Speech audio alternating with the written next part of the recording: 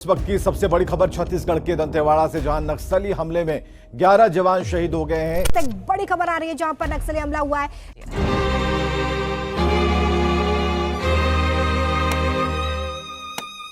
दोस्तों, बीते दिनों कश्मीर के पूंछ जिले में 5 जवानों की शहीदी का दुख अभी खत्म नहीं हुआ था कि छत्तीसगढ़ से 10 और सीआरपीएफ के जवानों के शहीद होने की खबर आ गई है। जी हां, अंतर बस इतना है कि कश्मीर में जो काम पाकिस्तान सपोर्टर्स आतंकवादियों ने किया था, वहीं छत्तीसगढ़ में वही काम माओवादी ग्रुप के नक्सलियों ने किया है। दोस्तों, घटना को अगर डिटेल से समझें तो ये बात सभी जानते हैं कि छत्तीसगढ़ के कई इलाके नक्सल प्रभावित हैं, जिसमें से दंतेवाड़ा का इलाका इन नक्सलियों का सबसे बड़ा गढ़ माना जा रहा है, जिससे निपटने के लिए काफी सालों से केंद्रीय पुलिस बल वहां पर अपना अड्डा बनाए ऑपरेशन करती रहती है। अगर छत्तीसगढ़ के मैप को आप देखोगे तो सी हॉर्स की तरह दिखने वाले इस राज्य के दक्षिणी हिस्से को आमतौर से रेड जोन मार्क करके रखा जाता है, जिसमें बस्तर, दंतेवाड़ा, सुकमा, बाजीपुर जैसे वहां इलाके शामिल हैं, जहां पर नक्सलियों का आज भी बोलबाला है। और हाल ही की घटना इसी छत्तीसगढ़ के दक्षिणी हिस्से में यानी दंतेवाड़ा में हुई।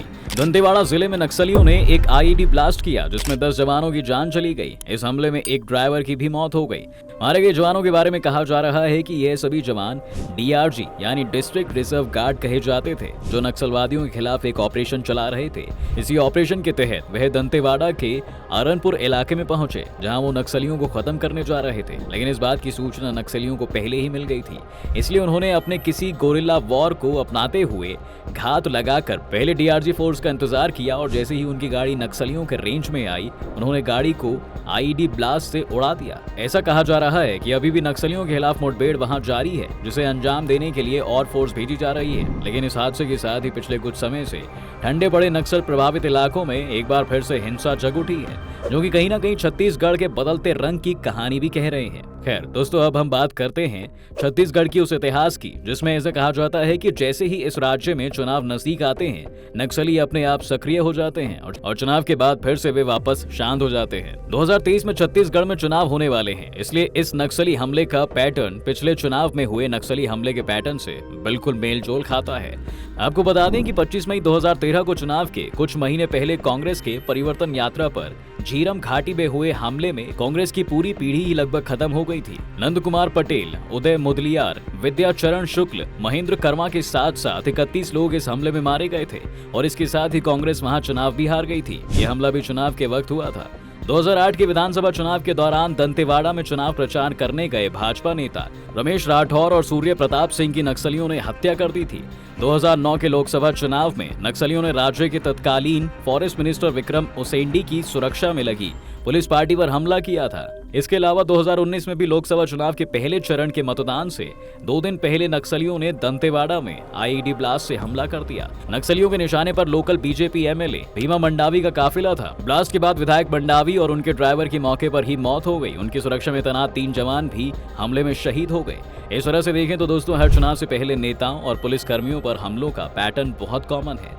दोस्तों, बस्तर और दंतेवाड़ा के इलाके में पिछले 40 सालों से आर्म फोर्सेज और नक्सली आपस में संघर्ष कर रहे हैं। 2000 से पहले तक तो ये इलाका भी एमपी के अंदर ही आता था, लेकिन राज्य बनने के बाद से छत्तीसगढ़ में 3200 से अधिक नक्सली घटनाएं हुई हैं।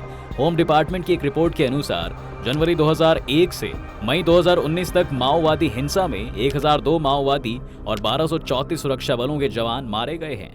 इसके अलावा 1782 आम नागरिक माओवादी हिंसा के शिकार हुए हैं। इस दौरान 3896 माओवादियों ने समर्पण भी किया है। माओवादी मुठभेड़ और सरेंडर की खबरों के बीच बीच में पीस टॉक्स की पेशकश और प्रेस रिलीजेस भी आती जाती रहती हैं, लेकिन बात कहीं पहुंचती नहीं है और नक्सलवाद जस का तस बना हुआ है।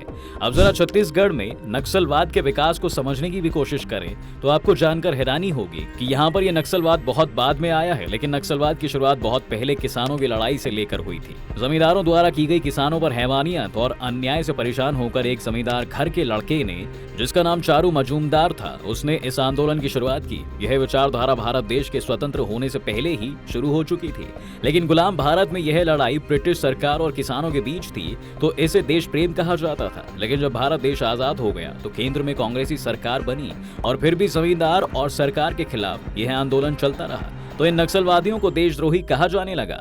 नक्सलवाद की शुरुआत पश्चिम बंगाल के दार्जिलिंग जिले के गांव नक्सलवाड़ी से हुई थी, लेकिन छत्तीसगढ़ भारत में 1967 से नक्सलवाद की समस्या ने तूल पकड़ा, लेकिन आज तक सरकार इसे खत्म करने में कामयाब नहीं हो पाई है। यहाँ पर नक्सलियों की शुरुआत हुई बस्तर से, जब आंध्र प्रदेश से लगे बॉर्डर एरिया से नक्सली छत्तीसगढ़ में आने लगे और यहाँ के आदिवासियों को उनका हक दिलाने लगे और उस हक के लिए हिंसा करने का पाठ पढ़ाने लगे। तभी से ये राज्य नक्सल की चपेट में है और आज छत्तीसगढ़ के दंतेवाड़ा में सुरक्षा बलों पर हुए नक्सली हमले का शौक पूरा देश मना रहा है। गृह मंत्री से लेकर मुख्यमंत्री ने इस हमले का बदला लेने और नक्सलियों को सबक सिखाने की बात कही है, लेकिन ईस्ट सेंट्रल भारत का ये राज्य अब तक कई नक्सल हमलों से दहल चुका है और काश हम दंतेवाड़ा में 13 साल पहले इसी अप्रैल महीने में हुए सबसे बड़े हमले उससे कुछ सीख पाए होते। इस नरसंहार में एक पुलिसकर्मी और सीआरपीएफ के 75 जवान शहीद हो गए थे, जिसने एक साथ पूरे देश को सदमे में ला दिया था। ये हमला भी बिल्कुल इस बार हुए हमले की तरह ही प्लान किया गया था। 6 अप्रैल 2010 की बात है दोस्तों। सीआरपीएफ और लोकल पुलिस को मिलाकर करीब 80 सुरक्षा बल 3 दिन के ऑपरेशन से लौट रहे थे, जब नक्सलियों ने पूरी प्लानिंग के साथ जवानों को अपना निशाना बनाया था। नक्सलियों को सीआरपीएफ के काफिले की जानकारी थी। करीब 1000 नक्सली इलाके में छिप गए और आईईडी ब्लास्ट से काफिले को निशाना बनाया और इसके बाद नक्सलियों ने जवानों पर ताबड़तोड़ फायरिंग शुरू कर दी। नक्सलियों ने इतनी प्लानिंग और तेजी से हमले को अंजाम दिया कि जवानों को जवाबी कार्रवाई का मौका भी नहीं मिल पाया। इस हमले में सीआरपीएफ के असिस्टेंट कमांडो और जिला पुलिस के हेड कांस्टेबल भी शहीद हो गए थे। घायल जवानों और शहीदों के शवों को वापस लाने के लिए हेलीकॉप्टर का इस्तेमाल किया गया था। रिपोर्ट्स में यह भी सामने आया था दोस्तों कि जवानों को अपना निशाना बनाने के बाद नक्सलियों ने उनके हथियार कब्जा लिए थे। अब इस बात को भी समझ लेते हैं दोस्तों कि आखिर छत्तीसगढ़ या फिर देश के किसी भी हिस्से में अगर नक्सलवाद अभी भी बचा हुआ है तो उसका कारण क्या है। तो दोस्तों इसका सबसे पहला कारण यही है कि भारत में आज आर्थिक असमानता बहुत बड़े स्तर पर है और वह भी बात जब ऐसे पिछड़े इलाकों की होती है तो वहां पर भूख की गरीबी और बीमारी से लड़ने के लिए भी लोग लायक नहीं बचते हैं। जी हाँ, तो वह विद्रोह का रास्ता अपनाते हैं और इसी विद्रोह को बल देने के लिए नक्सल ग्रुप उन्हें हिंसा के रास्ते पर चलाते हैं। इसलिए आज पूरे देश में नक्सलवाद एक सामाजिक समस्या से ज्यादा राजनीतिक समस्या हो गई है। इसके लिए कहीं ना कहीं सरकारें और सरकार की नीतियां आजादी के बाद से ही गलत साबित होती रही हैं। आपको बता दें कि जब भारत आजाद हो रहा था और उसे संविधान में लिखा जा रहा था तो इन पिछड़े इलाकों में रहने वाले आदिवासियों के अधिकारों के लिए संविधान में अलग से 5वीं और 6वीं अनुसूची बनाई गई थी, जिसमें यह मेंशन किया गया था कि इन आदिवासी इलाकों में सत्ता का डिसेंट्रलाइजेशन होना, यानी कि यहाँ पर सरकार सीधे तौर पर अपना शासन करने की बजाय एडवाइजरी काउंसिल बनाएगी, जो इन आदिवासी इलाकों को अपनी सभ्यता और संस्कृति के हिसाब से जीवन जीने के लिए स्वतंत्रता देगी। लेकिन आज तक यह दोनों अनुसूचियां सिर्फ संविधान में दर्ज है दोस्तों, और इनका जमीन पर कहीं भी पालन नहीं किया गया है। यानी आदिवासियों को आज तक उनका अधिकार नहीं दिया गया है, जो काफी सालों पहले तक मिल जाना चाहिए था। ऐसा इसलिए हुआ क्योंकि यह जिन इलाकों से आते हैं वहां पर अगर सरकार अपना कंट्रोल खो देती है तो बहुत सारे नेचुरल रिसोर्सेज जिससे राज्य सरकारों और केंद्र सरकार को फायदा होता रहता है, उससे भी हाथ धोना पड़ जाएगा। तो दोस्तों यही कारण है कि आज तक आदिवासियों का शोषण होता रहता है और इसी शोषण का फायदा उठाकर कुछ माओवादी ग्रुप इन्हें देशद्रोही हरकतों के लिए प्रयोग करते हैं और उनसे अपना फायदा निकालते हैं। इसी के चलते नक्सल आज भी भारत की बीमारी के तौर पर बना हुआ है। आपकी इस मामले में क्या राय है हमें कमेंट सेक्शन में जरूर बताएं। साथ ही इस वीडियो को लाइक और शेयर करना बिल्कुल ना भूलें और चैनल को भी सब्सक्राइब कर दें।